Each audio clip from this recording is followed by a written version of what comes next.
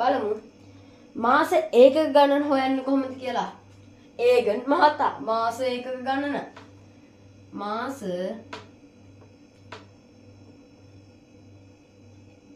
ඒකක ගණන මොකද්ද මාස ඒකක ගණන මාස ඒකක ගණන නම් හොයන්න සූත්‍රයක් තියෙනවා. අන්න මේ ටික කොහොම හරි ගැටයක් ගහලා මොලේ පොඩ්ඩක් කල්පනා කරොත් ඉතින් මේකත් හදාගන්න පුළුවන් සාමාන්‍ය. මොකද මමත් ඉස්සර මේ අපේ සර් හම්බෙන්න කලින් මම තවත් ගුරුවරුන්ගෙන් ඉගෙන ගත්ත හින්දා මමත් ඉතින් මේ ක්‍රමයටම නෙමෙයි හැදුවේ. ඉතින් මට මතක් වෙන විදිහට එහෙම මෙහෙම ගාන කපලා අරගෙන උත්තරයක් ගත්තා. ඒ වුණාට මේ මාස එකක ගණන එහෙම හොයන්න බෑ. මොකද මාස එකක ගණන හොයන්න අපිට සූත්‍රයක් දීලා තියෙනවා. හරිම ලස්සනයි සූත්‍රය. ඒ මොකද්ද? n බෙදීම දෙක වාරයක් n ධන එක මොකද්ද?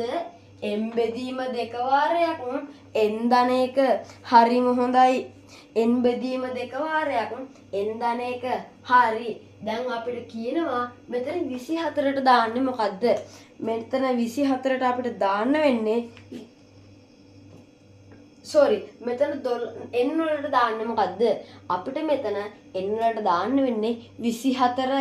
ඇයි මං එහෙම කිව්වේ? මෙතන කියනවානේ සමාන වාරික 12කින් කියලා. සමාන වාරික 12කින් කියලා. අන්න ඒකින්ද අපි මෙතනට දාන්නේ n වලට වාරික ගණන. මම ඒක ලියන්නම්කො මෙන්න ලිහිම මම ඒක මෙතනින් ලියන්නම්. n සමානයි වාරික ගණන. මොකද්ද n සමානයි වාරික ගණන. ඒක මතක තියාගන්න. ඒක අමතකුනොත් ඔක්කොම ඉවරයි. ඒගන් මහතා ඇක්සිඩන්ට් වෙනවා. අන්න ඒකින්ද තාම පොළට ගියේ නෑ. තාම පොළ මග ඉන්නේ. හරි. n සමානයි 12යි බෙදීම 2යි. හරි. ඒගන් මහතා යාන්තමෙන් බේරුණා. හරි. n 12 දැම්මා ධන 1 උත්තරේ 13යි කියලා මට විතරද පේන්නේ. මේකට මේක කැපුවම 1යි මෙතන 6යි 6 වැඩි කිරීම මේ උත්තරේ අපිට කීයද එන්නේ 13යි. අන්න ඒකින්ද 6 වරක් 13. කොහොමද අපි මේක ගුණ කරගන්නේ? ලේසි ක්‍රමයක් තියෙනවා.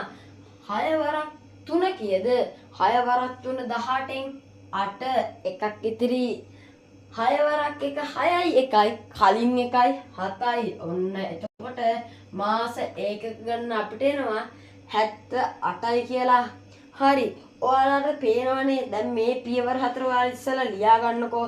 වීඩියෝ එක ස්ටොප් කරලා හරි මෙතනින් එහාට අපි ගාන ඉදිරියට කන්ටිනියු කරගෙන යන්න නම් මට බෝඩ් එක මකන්න සිද්ධ වෙනවා.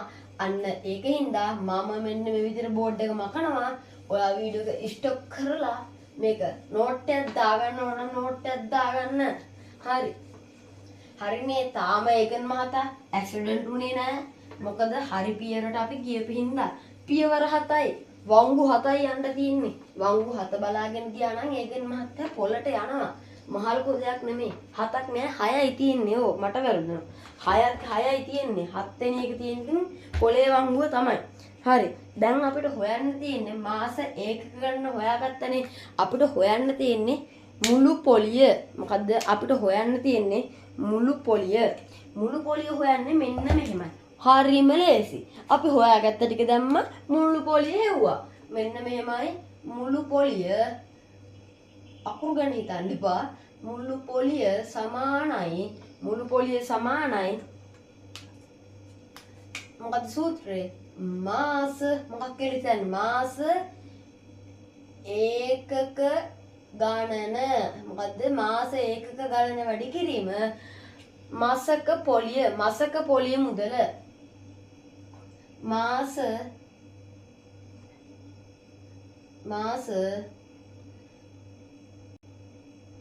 ඒකකයට පොළිය. මොකද්ද?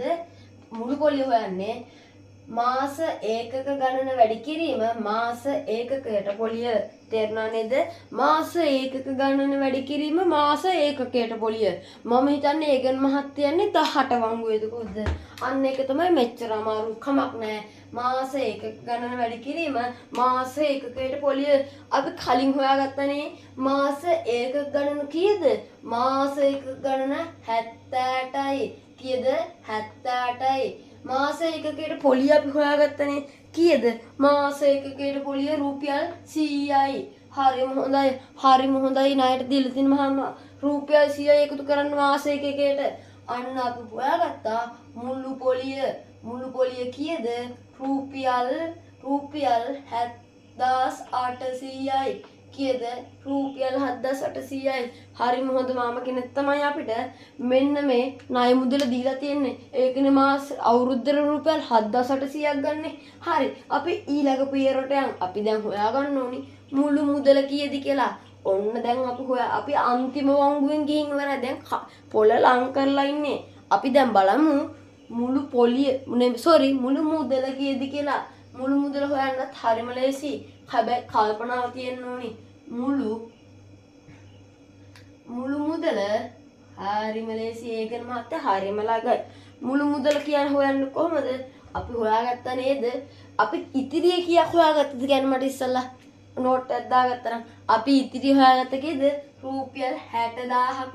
කීයද? රුපියල් 60000ක් අපි පොලිය රහිතව ගෙවන්න ඕනි කියලා හොයාගත්තා. අන්නේ 60000ට දැන් එකතු කරන්න මොකද්ද? මුළු මුදල. මෙන්න රුපියල් 7800 අපි එකතු කරන්න ඕනේ. අන්න එතකොට අපිට ලස්සනට එනවා රුපියල් 67800යි කියලා අපේ මුළු මුදල. දැන් හරිද? නෑ. දැන් නම් පොළ ගාවටම ඇවිත් තියෙන්නේ. දැන් අපිට තියෙන්නේ ණය ටික ගෙවන්න වාරිකයට මුදල් ටික හදාගන්න විතරයි. ඔන්න දැන් ඉතින් ඒකෙන් මහත්තයා හදනවා. ඉතින් කාර් එකේ ඉඳන් හදනවා. ගාන කීයද අපි කොච්චර ගෙවන්න ඕනද කියලා. ඔක්කොම කලින් මාස 12ක් කියනවා කියලා නම් ඔන්න දන්නවා කියමුකෝ.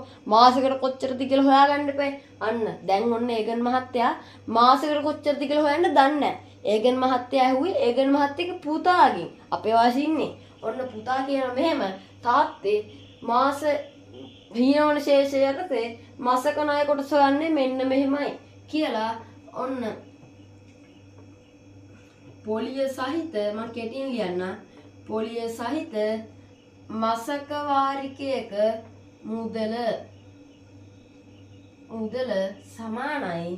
හරිද? අපිට මුළු මුදල කීයක් දුන්නද? මුළු මුදල බෙදීම ඒකට සූත්‍රය දාගමු අපි. මුළු මුදල බෙදීම මාස වාරික ගණන. මුළු මුදල බෙදීම මාස වාරික ගණන. එතන n කියලා දාගන්න පුළුවන්. හරියට හරි. මුළු මුදල කීයක් දැන් අපි ගෙවන්න ඕනේද? මුළු මුදල ගෙවන්න ඕනේ අපි රුපියල් 67800ක්. අපි අවසානට උත්තරේට සංකේතය දාමු. හරිද? 67800යි. අපි මාස වාරික කීයද? මාස වාරික 12යි. මෙහෙමනේ. දැන් අපිට මේක කපන්න තමයි තියෙන්නේ. දෙකෙන් කපනවා නම් දෙකෙන් කපන්නත් පුළුවන්. 12න් කපනවා නම් 12න් කපන්නත් පුළුවන්. මම හිතනවා දැන් අපි ඉන්නේ ඔයාලම ඉන්නේ ඔක්කොම 11නේ. 12න් කපා ගන්න පුළුවන් ඒ. මොකද ඉතින් චක්‍රේ පාඩම් තියෙන්න ඕනි. චක්‍රේ පාඩම් නැත්තම් මේ මුකුත් කරන්න බෑ. නේ? අපිට විභාගේ කාලය ඉතුරු කරගන්නත් වෙනවා. මේ 12ට 12 ඒවා එකයි. මේ 12 මේ 5650යි. 5650ක් තියෙනවා. 67800ට 12 ඒවා කීයද? 5650යි. 5650ක් තියෙනවා 12 ඒවා. අන්න එහෙනම් අපිට කියන්න පුළුවන් තාත්තා මාසයකට රුපියල් 5650 ගානේ ගිහින් දෙන්න ඕනි මාමට. මොන මාමටද? ණය දුන්න මාමට. හරි.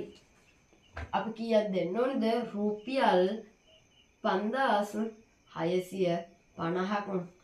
අන්න ඉවරයි. ණය මුදල ගෙව්වා ගිහිල්ලා ඔන්න ඒකෙන් මහත්තයා ණය මුදල ගෙව්වා. ඒකෙන් මහත්තයාත් ණය මුදලෙන් නිදහස්. ඔන්න අපිත් ණය මුදලෙන් නිදහස් නෙමෙයි. අපිත් හිතේ බරෙන් නිදහස්. ඔන්න අපි 2016 සම්පූර්ණයෙන්ම හීනවන ශේෂය ගන්න හදලා ඉවරයි. මොකද හිතෙන්නේ ඔයාලට මේ ගැන? හොඳට තේරුනේ නැද්ද ඊළඟ වීඩියෝ සීරීස් එකේ මොනවද තියෙන්න ඕනි කියලා මොනවද හැදෙන්න ඕනි කියලා ඔයාලා යටින් කමෙන්ට් එකක් දාලා ලයික් එකක් දාගෙන යන්න. ඔන්න එහෙනම් මම අදට ගිහින් එන්නම් නියත A9 සාමාර්ථයකට මගෙන් සුබ පැතුම්.